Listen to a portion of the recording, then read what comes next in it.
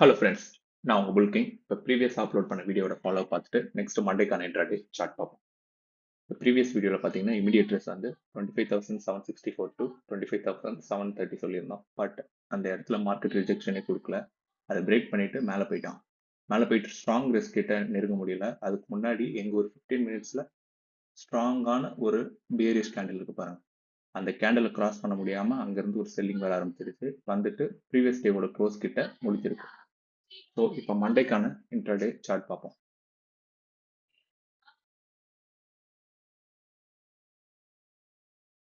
மண்டேக்கான intraday chart பார்த்தீங்கன்னா 25,942 25,900 இந்த zone வந்து ஸ்ட்ராங் செல்லிங்காக இருக்க போகுது.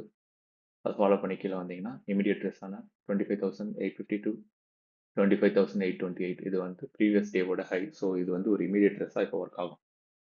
அதை ஃபாலோ பண்ணி கீழே வந்தீங்கன்னா இமீடியட் சப்போர்ட் பார்த்தீங்கன்னா 25,550 கிட்ட இருக்குங்க. ஸ்ட்ராங் சப்போர்ட் பார்த்தீங்கன்னா 25,500 டு 25,470. மார்க்கெட் பார்த்தீங்கன்னா 26,000க்கும் 25,500க்கும் நடுவில் சைட்வேஸ் அப்படியே தான் போயிட்டு இருக்கு. இந்த ரெண்டு சைடில் எந்த சைடு பிரேக் பண்ணுதோ அதுக்கப்புறம் ஃபர்தர் மூவ்மெண்ட் அந்த சைடை நோக்கி தான் போகும். ஸோ நம்ம மண்டே பார்ப்போம் மார்க்கெட் எப்படி ஒர்க் ஆகுதுன்னு சொல்லிட்டு. தேங்க்யூ ஃபார் வாட்சிங். Have a profitable day. Happy trading.